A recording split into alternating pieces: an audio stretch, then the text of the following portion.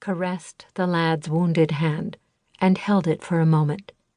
He then pulled his hand back, closed his eyes, covered himself well with the sheet, and turned his head toward the wall.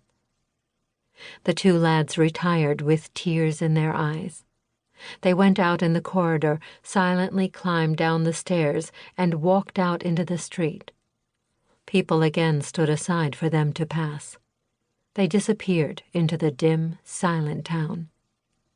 That night, thousands of monastery inhabitants gathered outside the hospital, anxiously waiting to find out about the state of their wounded compatriot.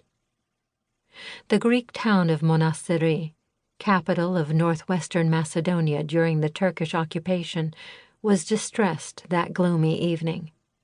Something like a nightmare, a menace, a shadow of death spread over the rooftops, tormenting human souls.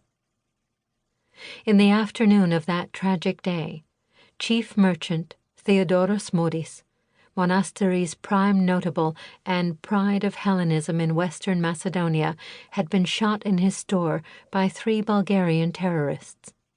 The bullet hit his chest, wounding him mortally.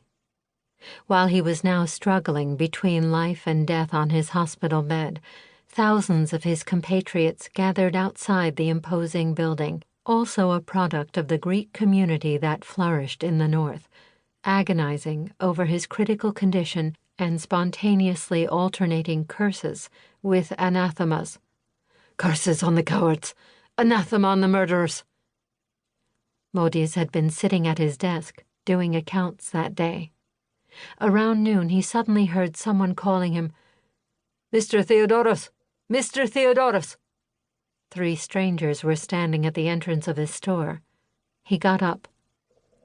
"What do you—" He didn't get a chance to finish his phrase. One of them pulled out a gun and shot him. Immediately the 3 men ran away. He tried to stay upright but didn't make it. He felt a pain in his chest. People from the nearby stores emerged, frightened, and ran toward him. Voices of despair were heard everywhere. "They hit Modis! They hit Modis!" A crowd gathered in front of the store. At that moment, an 18-year-old man who had heard the shots came running as fast as he could, talking to himself, "Why did I listen to him? Why did I listen to him?" He saw the wounded man. There was blood on his chest. He looked right and left at the people who crowded around him with interest and agony. He didn't talk. He sighed, and with his glance thanked the crowd for its sympathy and compassion. He couldn't stand the pain. He dropped his head, bit his lips, and walked away off the main road into a side street. He didn't walk straight and had no specific goal in mind.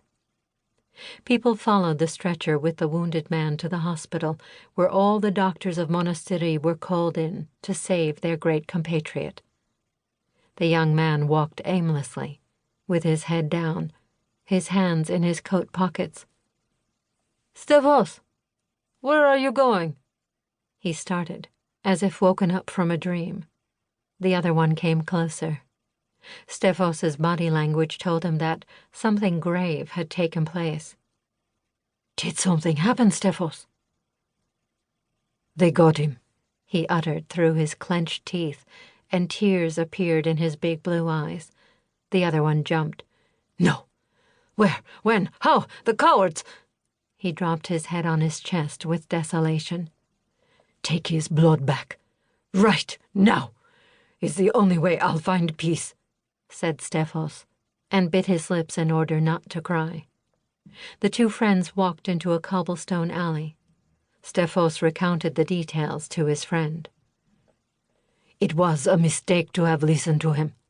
When we guarded him, nothing happened. We stayed away from him for 2 days, and there was a catastrophe. We should hit a big one of theirs, as big as possible in order for me to feel relieved, and right away. Otherwise I'll go nuts."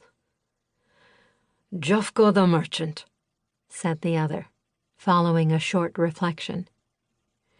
"And we hit him with a knife in the open, so they know that Greeks fight bravely," said a fierce Stefos.